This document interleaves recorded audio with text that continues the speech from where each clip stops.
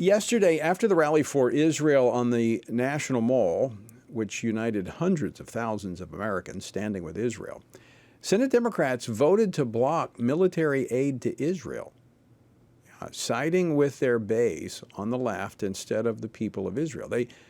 This was the bill that was sent over from the House that was a reduction in money going to the IRS, instead giving it to Israel. And they used that as an excuse in the Senate to not support the bill. Now, you know, in response to the rise in anti-Semitism from the left, earlier today, the House Ways and Means Committee held a hearing, in fact, it's still going on, to examine anti-Semitism on college campuses following the October 7th Hamas terrorist attacks on Israel. Now, we've seen colleges and universities really as breeding grounds for any number of destructive ideologies, from CRT to Marxism to in all of its forms. But anti-Semitism was lurking under the surface throughout all of this. Joining me now to discuss this is Senator Ted Cruz from Texas. He serves on 4 Senate committees, including the Senate Foreign Relations Committee, and the Senate Judiciary Committee. He is also the author of a recently released book, Unwoke: How to Defeat Cultural Marxism in America. Senator Cruz, welcome back to Washington Watch. Good to see you. Tony, great to be with you. Thanks for having me back. We'll get to your book, which discusses our universities as a laboratory for the left, but give us your thoughts on the anti-Semitism at our colleges and universities, which was highlighted by the House Ways and Means Committee today. Well, it's an enormous problem. We're seeing it all across the country, and we're seeing it at Harvard University. We're seeing it at MIT. We're seeing it at universities throughout the country, and it's actually integrally related to the new book you just mentioned, which the focus of the book is how the radical left has seized the institutions of our nation, and it starts with universities. Each chapter of the book is a different institution that has been seized by the cultural Marxist, and chapter 1 is universities, and you look at, and it goes from universities to K through 12 education, to journalism, to government, to big business, to big tech, to entertainment, to science. And the last chapter is on China as a central nexus that is intertwining it all. And if you look at what's happening with this anti-Semitism, you know, I was recently talking with a tech entrepreneur from Silicon Valley who's a man of the left. He's a Democrat. And he was expressing enormous bewilderment at where this anti-Semitism on the left was coming from, and whether it's the squad in the House of Representatives or whether it is these viciously anti-Israel protesters on campus. And I explained that the answer is cultural Marxism, that if you look at cultural Marxism, the Marxist frame divides the world into oppressors and victims. And when it comes to the war in Gaza, to the extreme left, they have defined Jews as the oppressors, and they have defined Palestinians as the victims. And accordingly, the cultural Marxist supports the violent revolution of the so-called victims to overthrow the so-called oppressors. And that's why, for example, at Harvard, my alma mater, 35 student groups signed a ridiculous, ignorant, naive, and anti-Semitic statement that said every bit of the violence carried out by Hamas terrorists, every civilian murdered, every woman and little girl raped, every infant slaughtered, they said all of that is 100% the fault of Israel. Why? Because to the cultural Marxist, everything is justified in the so-called victim overthrowing the so-called oppressor, and we're seeing it literally every day across the world. So Senator, that is a worldview that is, quite frankly, totally incompatible with what has built America and what sustains this republic. Yes. I mean, the two just don't work. No, that is exactly right. And this is an assault that is deliberately aimed at taking down America. What this book does is that I try to combine, number one, to explain how and why they seized control of the institutions, and then number two, to give a clear, practical battle plan for taking the institutions back. But I give the history where in the 1960s, Marxists began infiltrating our universities. And first of all, they were plain vanilla Marxists. The oppressors and victims they were looking at were socioeconomic. It was the owners of capital and the proletariat. And their solution was a violent revolution and government forcibly redistributing the wealth. Once in the university, Marxism began to mutate, and it became a number of different variants.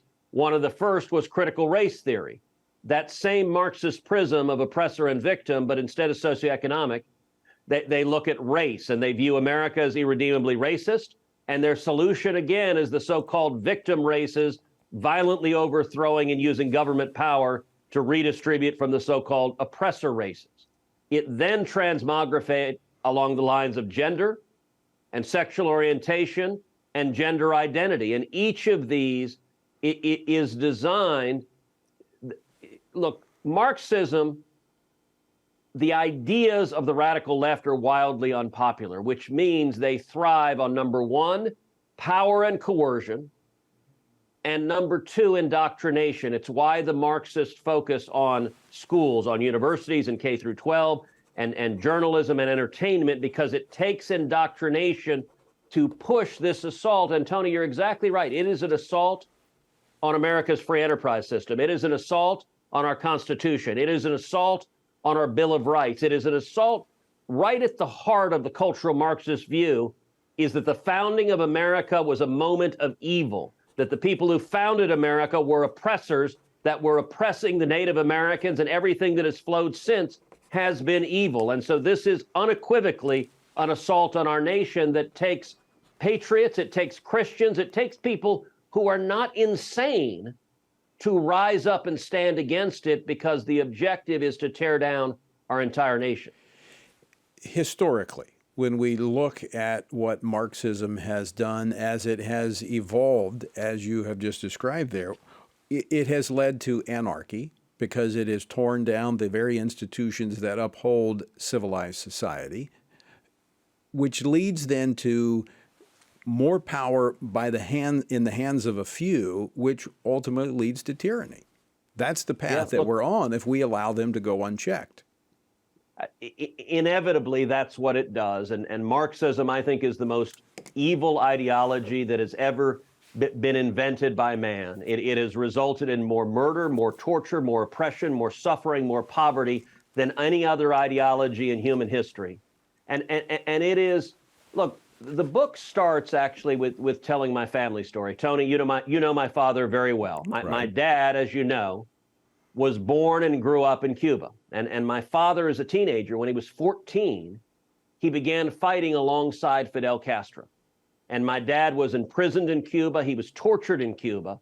And he fled Cuba and came to America seeking freedom. And I tell that story in the beginning of the book. And I tell the story of my tia Sonia, who fought in the counter-revolution against Castro. She was imprisoned and tortured by Castro's goons. And then there's another story I tell at the beginning of the book, which is a story that my grandmother, my abuela, told me. She was a 6th grade teacher in Cuba. And when I was a little boy, she told me that when Castro and the communists seized power, one of the first things he did is he sent the military into the elementary schools. And the soldiers would go into kindergartens and first grades. And they would tell the students, they'd tell the little kids, they'd say, close your eyes and pray to Jesus and ask for candy. And the kids would do so, and they'd open their eyes and there'd be no candy. And then they would tell the children, close your eyes and pray to Fidel Castro and ask for candy. And the kids would do so, and the soldiers would quietly put a piece of candy on each of their desks. That's Marxism. It is built on lies. It's built on indoctrination. It's designed to tear down allegiances to anything, to God, to family, to anything except the all-powerful state. And that is the ideology that we are seeing that has infested the major institutions of our nation.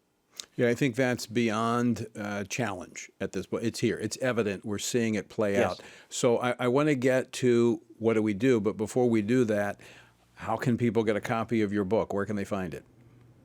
Well, the book is available in any bookstore. It's also available on Amazon.com. It's available Barnes & Noble, Books A Million. It has rocketed up the bestseller lists, and so you can get it right now today. It just came out. And so I would encourage you to buy the book. It's readable, it's interesting, it's fun. It's not an abstract academic treatise. It's real world. And I encourage you not only buy one for yourself, but Christmas is right around the corner.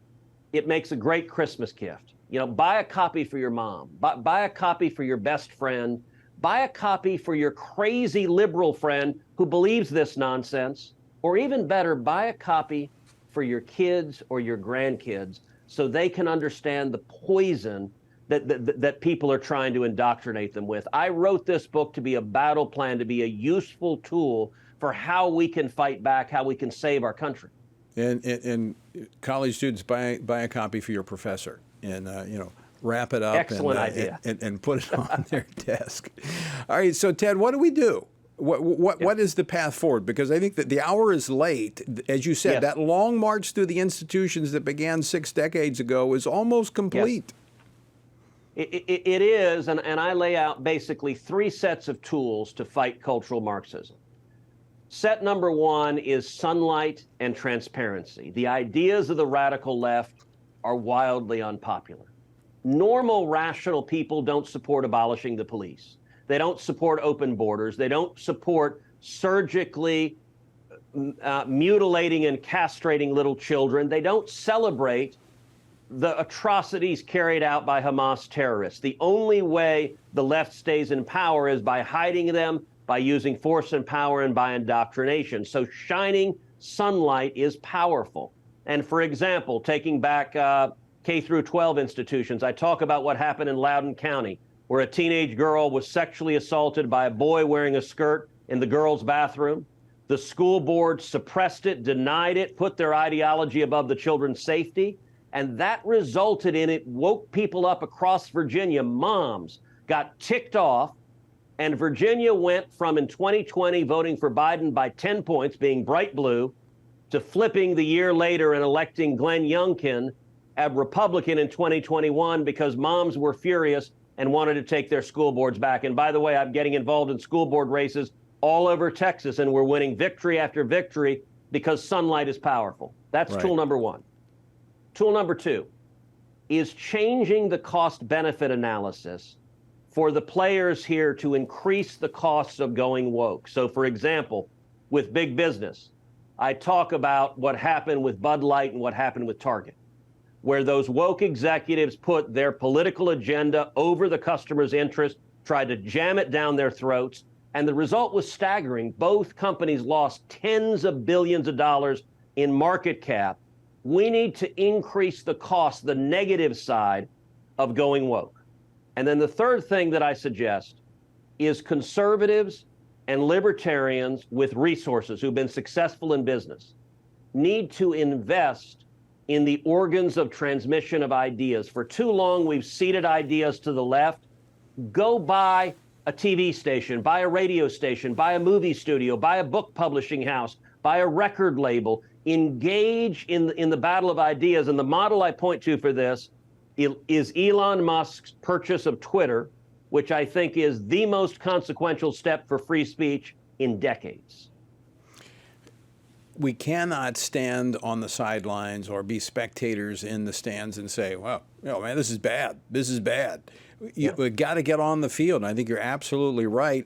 The example you used of what's happening in education, where parents have gotten involved, part of that silver lining being the COVID, where parents were for the first time exposed to what their kids were being exposed to. And you're absolutely right. What happened in Loudoun County was a catalyst for changing that entire state of Virginia. So it's right where you are. What is before you, the opportunity that you have to make a difference right where you are? That is exactly right. The power of sunshine and engagement is really significant. And we can't leave fighting to take these institutions back to someone else. It is our responsibility. You know, you made reference to the long, slow march of institutions through institutions. I lay out in the book on woke the history of that. In the 1960s, Marxists in America were using violent revolution. So, for example, you had the Weather Underground trying to blow up the Pentagon. You had the 1968 Democrat National Convention, violent riots, and they saw the American people recoil from that. And Marxist thinkers very deliberately said, all right, for America, we need a different strategy. And they called it the phrase you just used, the long, slow march through institutions. They said, we're going to infiltrate them from the inside and we're going to flip them. But their continued power is dependent on keeping it secret. What you're doing, Right. what Family Research Council does, of letting people know is the first step to turning it around. That's right. Senator Ted Cruz, always great to see you. Unwoke, How to Defeat Cultural Marxism in America. Folks, go out and get a couple of copies and share the good news. Ted, good to see you. Great to see you, Tony. God bless.